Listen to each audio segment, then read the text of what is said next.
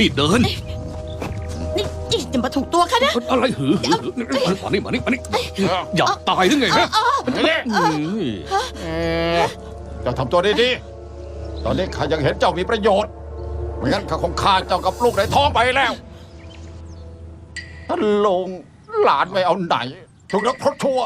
ไล่ล่าจนหนีหัวสุกสุนไม่มีทางไปแล้วท่านลุงต้องช่วยกันนะ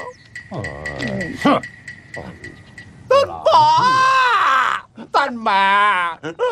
ลูกอกตัญญูต้วนทีเต็ก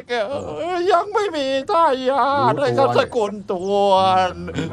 แต่ต้องไปพบกับพวกท่านที่ยอมมาโลกแล้วเอื้อมเหลือเกินเศร้าพอแล้วพอเจ้าก็มาหลบซ่อนอยู่ในวัดไปสักพักหนึ่งก็แล้วกันนะโดดทีเต็กจะออกมาแล้ว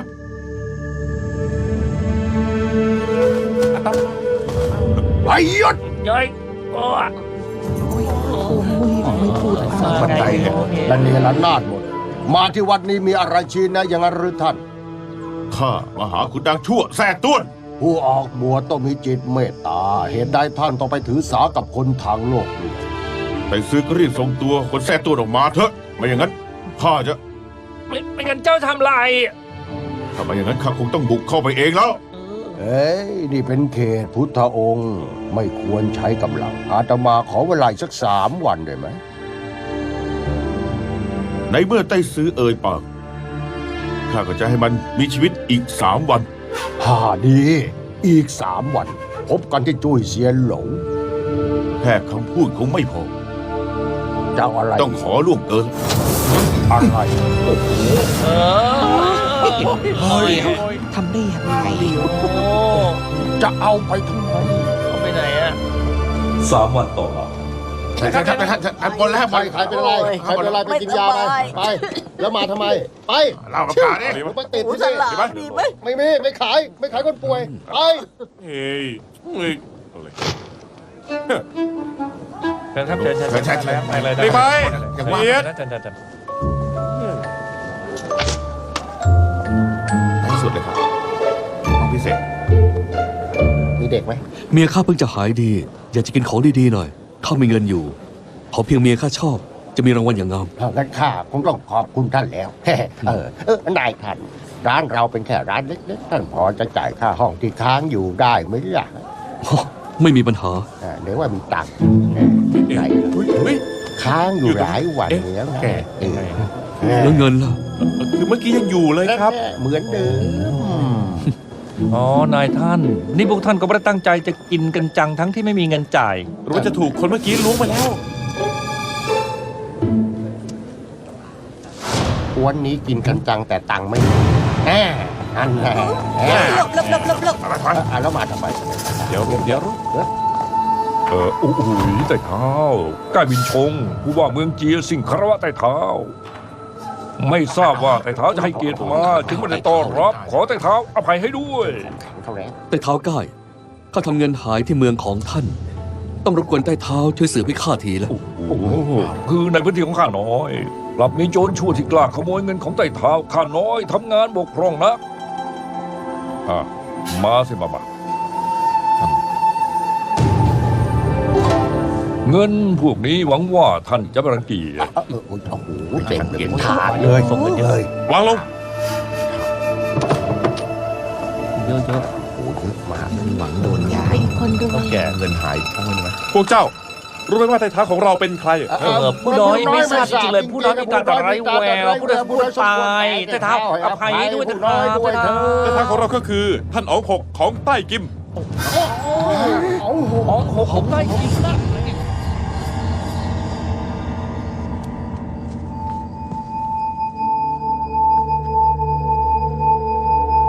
พี่เมื่อ3 เดือนก่อนข้าช่วยเขาไว้แต่ข้าไม่รู้จริงๆเขาเป็นอ๋องของใต้อิมท่านเกลียดคนกินมากที่สุดตอนนี้ข้าจะฆ่าเขาถือว่าเป็นการล้างแค้นให้กับท่าน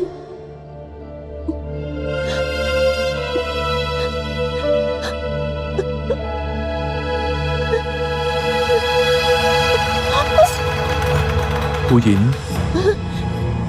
เจ้าอยากฆ่าก็ฆ่าเถอะ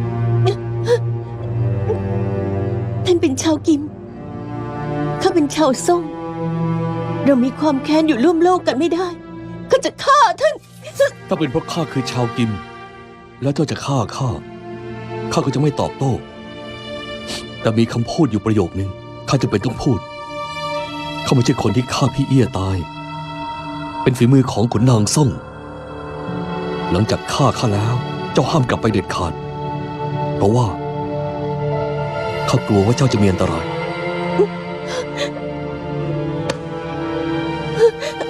เจ้าวางใจเถอะ เจ้าฆ่าข้าตายแล้ว ชาวกิมที่อยู่ข้างนอกจะไม่ทำอะไรเจ้า เพราะว่าเจ้ามีบุญคุณที่ช่วยชีวิตเข้าไว้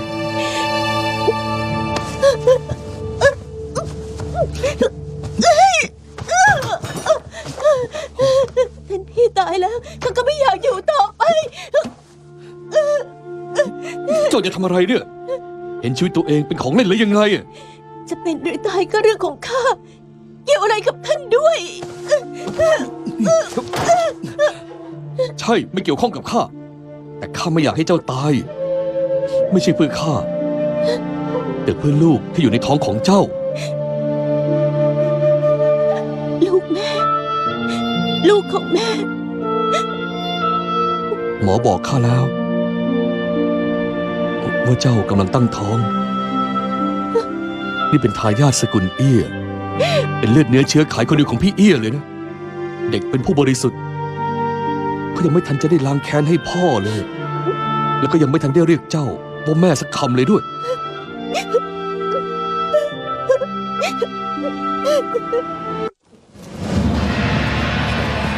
จุ้ยเซียนโหล เป็นไงดีไหมดีไหม นี่ไม่ต้องเข้าเลยมาทางนี้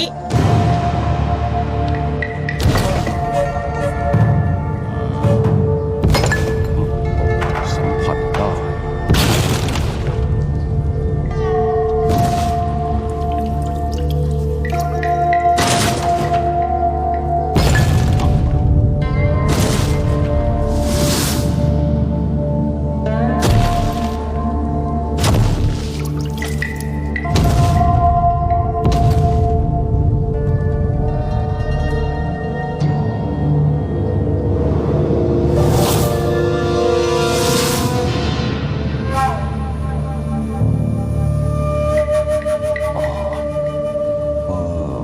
ทำไมมีท่านแค่คนเดียว คุณนางชั่วต้วนที่เต็กอะ ท่านใจเย็นๆก่อน ไม่ทราบว่าท่านพูดถึงใคร อาตมาจึงได้เชิญสหายที่พอมีชื่อในยุทธภพมาไกล่เกลี่ยในเรื่องนี้ หวังว่าจะสามารถคลี่คลายเรื่องในครั้งนี้ได้ ลูกจีนชั่ว อ้าว ถ้าก็ว่าทำไมต้องขอยืดเวลา ที่แท้ก็ไม่ได้พักพวกนี่เองจะบอกให้นะไม่ว่าจะเชิญใครมา ยังไงก็ต้องส่งคนมาให้ข้าก่อนไม่งั้นข้าไม่ยอมเลิกราแน่ อ้าวมาแล้วไง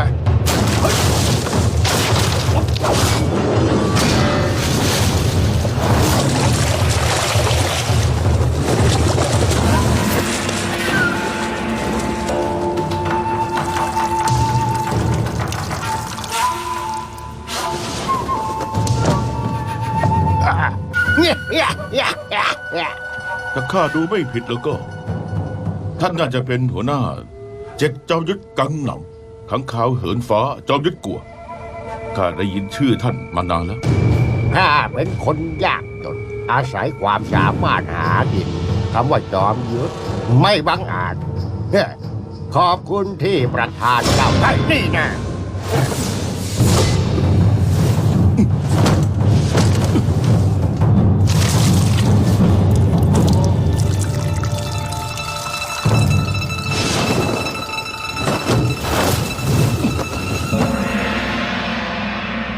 เล่าดี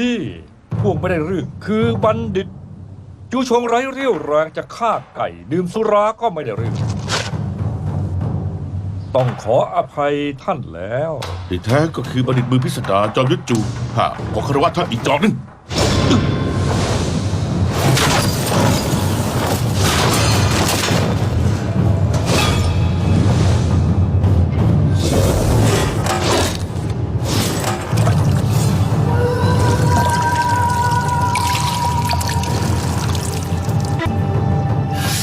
เขาก็คือน้องสี่ของข้าคนตัดฟืนหนานซานนำยิน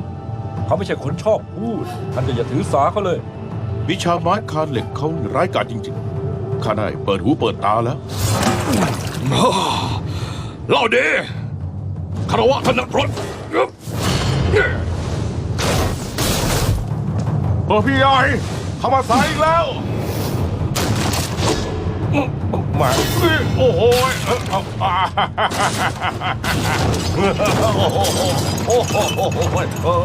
ากำลังดื้อ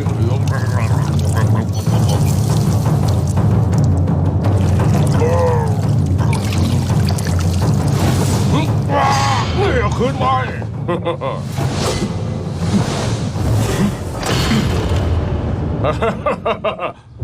ข้าอรหันต์ยิ้มเตียวอาแซได้ยินชื่อเสียงของท่านมานานแล้วนะ ยอดฝีมือ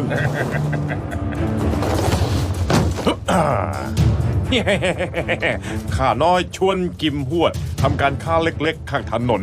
มีเรื่องกำไร มันจะขาดข้าไปได้อย่างไรกันล่ะ ไม่ทราบข้าขอดื่มสักหน่อยจะได้บ่ ได้งั้นข้าจะให้ดื่มสักคำหนึ่ง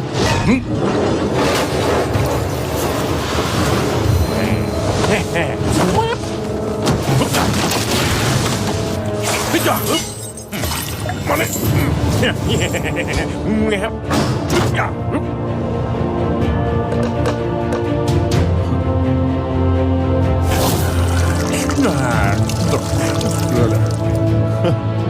ผู้ซ่อนกายกลางตลาดสมคำร่ำลือจริงๆ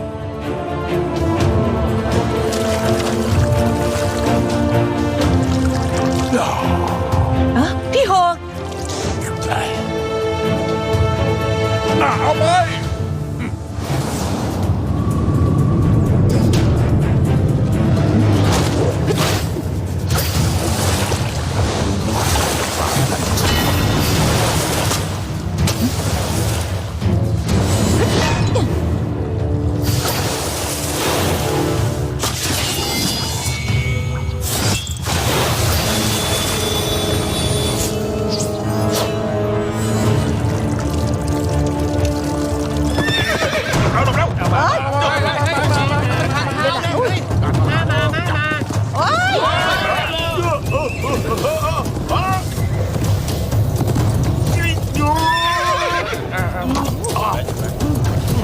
น้องเจน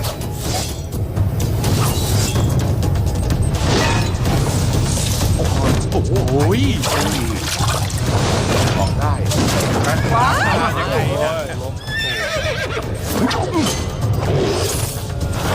เฮ้ยเจ้าเฮ้ยเจ้าเฮ้ยอ้าวเจ้า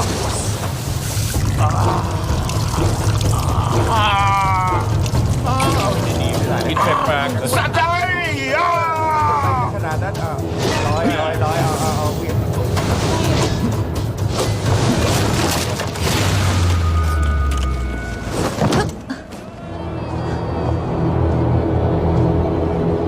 ข้าน้อยหานเสี่ยวยงคารวะท่านนักพรต เฮ้ยอ้าวอ้าวนักพระคิว ส่วนข้าก็หันปอคือ ยินดีที่ได้รู้จัก เจ็ดจอมยุทธกังงำไร้กาจจริงๆประยุทธ์สูงส่ง คอก็ยังแข็ง น่านับถือยิ่ง พวกเราเจ็ดพี่น้องถึงจะถูกเรียกว่าจอมยุทธแต่ก็เป็นแค่ตัวประหลาดเท่านั้น จอมยุทธน่ะคงรับไม่ไหวหรอกได้ยินชื่อเสียงผู้อมตะคิวชู่กีมานานนมแล้ว แต่ว่าไม่รู้ว่าเจียวมู่ไต่ซื้อเนี่ยไปทำอะไรที่ไปล่วงเกินท่านนักพรตเข้า ข้ากับไต้ซือไม่รู้จักกัน ไม่มีความแค้นต่อกัน ขอเพียงไต้ซือยอมส่งคนสองคนมาให้ข้า วันหน้าก็จะไปวัดติ้งฝ่าเพื่อขอขมาเอง ต้องการใคร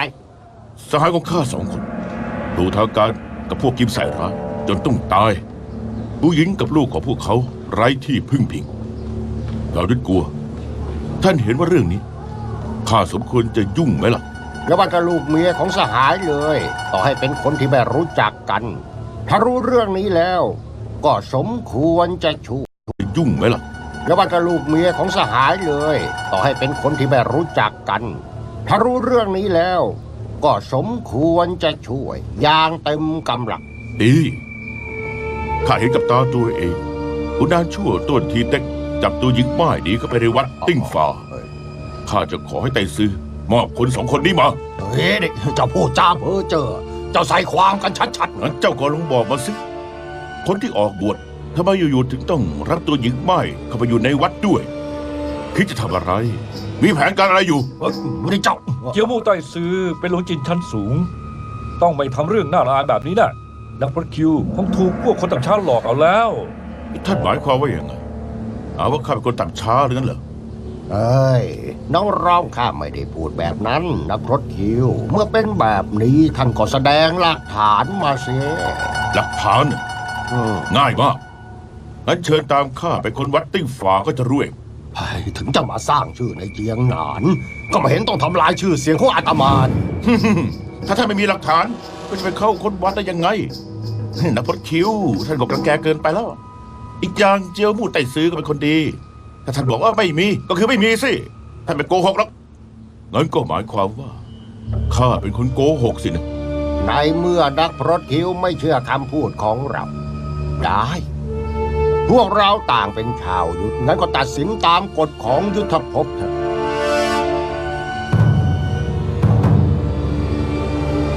ข้ากับพวกท่านไม่มีความแค้นต่อกัน แต่ในเมื่อพวกท่านต้องการใช้วรยุทธ์ตัดสินงั้นข้าก็ไม่ขัดศรัทธาแล้ว เอาที่สบายใจเลย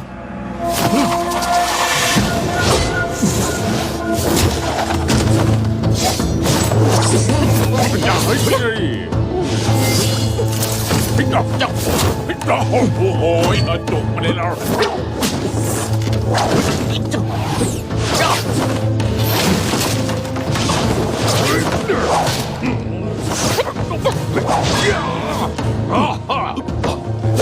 มีแสงเฮ้ยเฮ้ย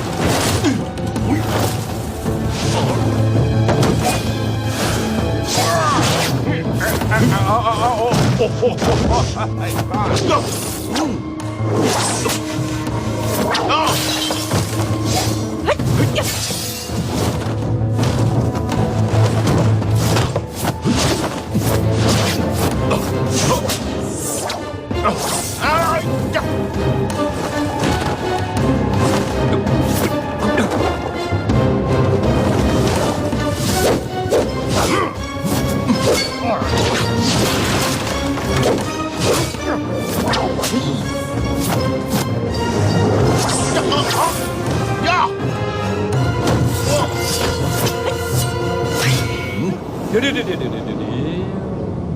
ช่วงจงชิวแสงจันทร์กระจ่างสายลมพัดมาสดชื่นยิ่ง โอ้กลอนที่ดีกลอนที่ดี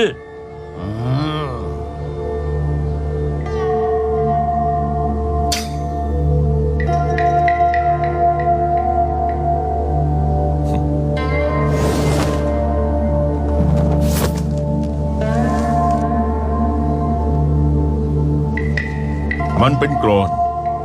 ไร้สัมผัสที่ข้าเขียนไว้เมื่อปีก่อน ฮะคิดไปถึงว่าท่านวรยุทธ์สูงทรง แล้วยังเก่งเรื่องกาบกลอนอีกด้วย น่าเลื่อมใส น่าเลื่อมใส ขอบคุณจอมยุทธจูที่ช่วยยั้งมือแค่หยิบกรอนไปจากข้าโดยไม่ทำร้ายข้าเลยสักนิดเดียวข้าขอยอมแพ้แล้วเฮ้ยเกรงใจไปแล้ว ใช่ไปแล้วใช่ เรื่องที่จุ้ยเซียนโหลวันนี้ข้าพ่ายแพ้ต่อเจ็ดประหลาดกังหนำกับคิวชู่กียอมแพ้ได้ แต่ภรรยาม่ายของสหายไม่ช่วยไม่ได้ข้าจะเป็นคนที่วัดติ้งฟ้าเดียวนี้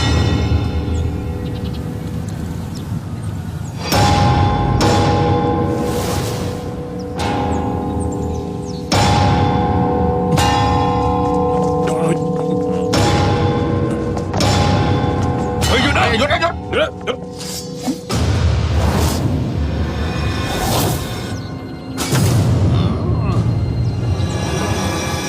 ลงมือ เฮ้ยเจ้า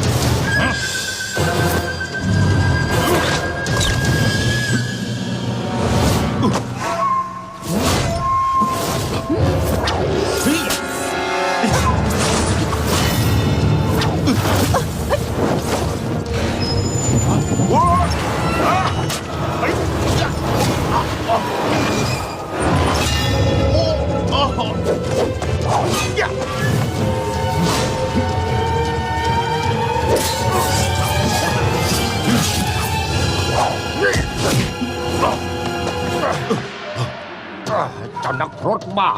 พิษในตัวไหลย้อนกลับแล้ว รีบวางอาวุธยอมแพ้ซะถ้ายังชักช้าอีกเจ้าต้องตายแน่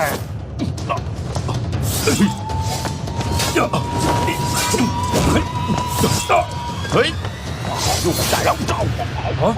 โดนเต็มโอ้โห แต่ชื่อ ไต้ซื้อ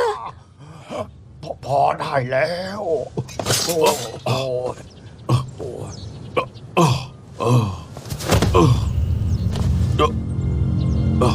น้องเจ็ดยารักษาอาการบาดเจ็บห้ามเดินพลังเด็ดขาด รีบปลืนลงไปซะ อย่าแล้วไป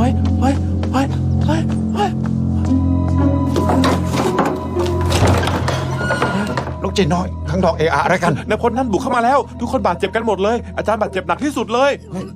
รีบพาข้าไปดูแล้วได้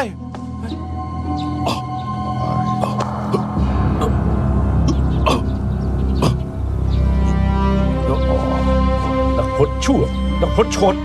พิษเข้าสู่หัวใจแล้ว แต่ยังขยับอีกแล้วก็ จะต้องตายนะนี่เจ้ากล้าดีเนี่ยลองให้ดูบ้าง พี่ลอง อาจารย์อาจารย์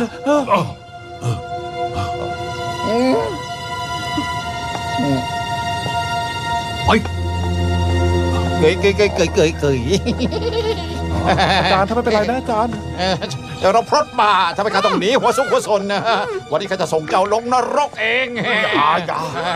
อย่าทำร้ายเขา ทำไมล่ะ ก็เขาเป็นคนดี แต่อาจจะใจร้อนไปบ้าง มันเป็นเรื่องเข้าใจผิดโอ้ย ท่านลุงจะเข้าใจผิดได้ยังไง วันนี้ถ้าไม่ฆ่าเขาต่อไปต้องลำบากแน่จะให้ชมเฮ้ยจะเฮ้ยโอ้ย มานี่มานี่เลย อ้าว มีผู้หญิงจริง ๆ ด้วย นักรถคิว นัก มาร ถ นี่ คิว ไม่ต้องเรียกมาดิ หลงจีนเจ้าหมู่เจ้าซ่อนผู้หญิงเอาไว้จริงๆ เจ้า พวกเราถูกเจ้าทำร้ายแล้วอีกเจ้าสารเลว หลานชั่วอย่างเจ้าเนี่ยข้าไม่ปล่อยเจ้าเอาไว้แน่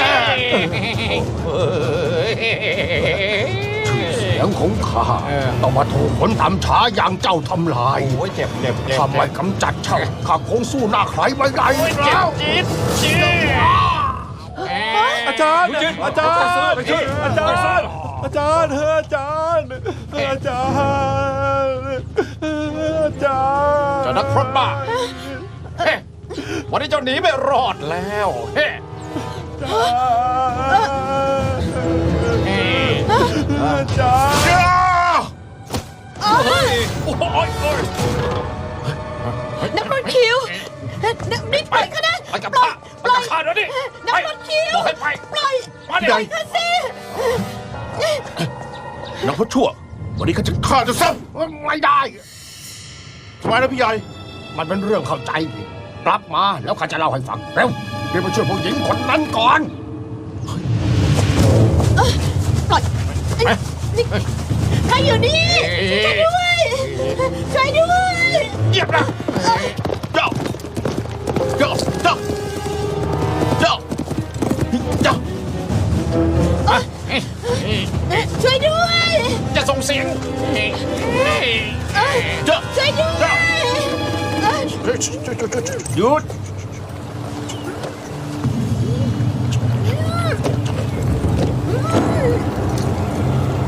ที่ไหนเนี่ยเจ้า เจ้า เจ้า เจ้า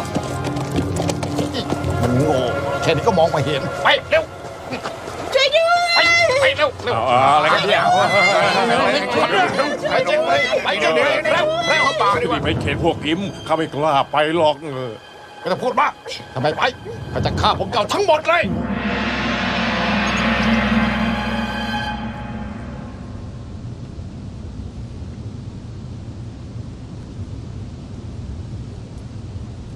พี่ใหญ่ เจียวหมู่ไต้ซื้อ ไม่ควรจะมาตายเลยจริง นักพจน์คิวข้าเป็นคนฉลาด พวกเราเจ็ดพี่น้องไม่ได้เพิ่งจะท่องยุทธภพ แต่คราวนี้พวกเรากลับถูกพวกเศษสวะหลอกจนหัวหมุน หากเรื่องนี้แพร่ออกไป คงต้องถูกชาวยุทธเยาะเย้ยเอาแน่น่ะ ข้าเองก็ใจร้อนล่วงเกินพวกท่านไปเป็นความผิดของข้าจริงๆหวังว่าพวกท่านจะให้อภัย ๆ ช้าก่อน จอมยุทธกลัวมีอะไรจะสั่งสอนเหรอ ท่านทำร้ายพี่น้องของเราสักขนาดนี้ อาศัยแค่คำพูดก็จะจบเรื่องอย่างนี้นะเหรอหึ จอมยุทธกลัวมีคำชี้แนะอะไร ขอเพียงข้าพอจะทำได้ ข้าต้องทำแน่ พวกเราพี่น้องยอมรับเรื่องนี้ไม่ได้ หวังว่าท่านจะช่วยสั่งสอน เมื่อกี้ข้าถูกอาวุธลับ ต้องแบ่งเพราะจอมยุทธกลัวให้ยาแก้คิดว่าตอนนี้ข้าคงตายไปแล้ว ดังนั้นการต่อสู้ครั้งนี้ข้าขอยอมแพ้ พวกเราต่างก็ได้รับบาดเจ็บ อยากจะตัดสินแพ้ชนะ วันนี้ของปีหน้า ขอเชิญท่านนักพรตมาที่จุ้ยเซียนโหลอีกครั้ง ถ้าหากพวกท่านอยากประลองกับข้าอีกครั้ง ก็ไม่ใช่เรื่องยากเพียงแต่ว่าเรื่องวิธีข้าขอเป็นคนกำหนดเอง พวกเราเจ็ดประหลาดกังหนำให้ฝ่ายกำหนดเวลาสถานที่เสมอล่ะจ้า อืม เพียงแต่วิธีของข้าอาจต้องใช้เวลาหน่อยนะ แต่ก็ประลองความสามารถอย่างแท้จริง แล้วก็ไม่ใช่การต่อสู้อย่างบ้าเลือดด้วย รีบบอกมาเถอะ ถ้าพูดถึงสาเหตุ เรื่องที่ทำให้พวกเราต้องมาต่อสู้กัน เกิดจากการช่วยเหลือทายาทของผู้ที่พักดีคนที่ต้วนที่เต็กพาไป คือผู้หญิงของกล้วยเสาเทียน หน้าตาของนางพวกท่านทุกคนก็เคยเห็นกันหมดละ ข้าจำเสียงของนางได้ รับรองไม่มีทางลืม ส่วนผู้หญิงของเอี้ยทิซิมข้าเองก็เคยเห็นมาแล้ว แต่ว่าตอนนี้ไม่รู้ว่านางอยู่ที่ไหน ที่ข้าจะประลองกับพวกท่านก็คือเรื่องนี้นั่นแหละ เราจะไปช่วยหูหยินกล้วย ถ้าไปช่วยหูหยินเอี้ยถ้าทำสำเร็จก็ชนะ ใช่ไหม วิธีของข้ามันจะยากกว่าเสียเวลาหน่อย แล้วท่านต้องการยังไง ผู้หญิง2 คนนี้ตอนนี้พวกนางกำลังตั้งท้อง หลังจากที่เจอตัวพวกนางจะต้องดูแลผู้นางให้ดีรอจนผู้นางคลอดลูกแล้วข้าจะสอนเด็กที่แท้เอี้ยคนนั้นพวกท่านทุกคนก็สอนเด็กแท้ป่วยไป แล้วยังไงต่อ 18 ปีให้หลัง เด็กทั้ง2 คนนี้จะอายุ 18 ปี พวกเราจะกลับมาพบกันที่จุ้ยเซียนโหลพวกเราทั้งหมดจะมาฉลองกัน หลังจากที่กินอิ่มแล้ว ก็ให้เด็ก2 คนนั่นประลองกัน ถูกต้อง ถึงตอนนี้ก็จะรู้ว่า ลูกศิษย์ของข้าเก่งกว่า หรือว่าลูกศิษย์ของพวกท่านเก่งกว่ากัน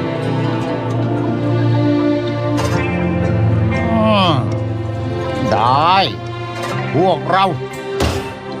ตกลง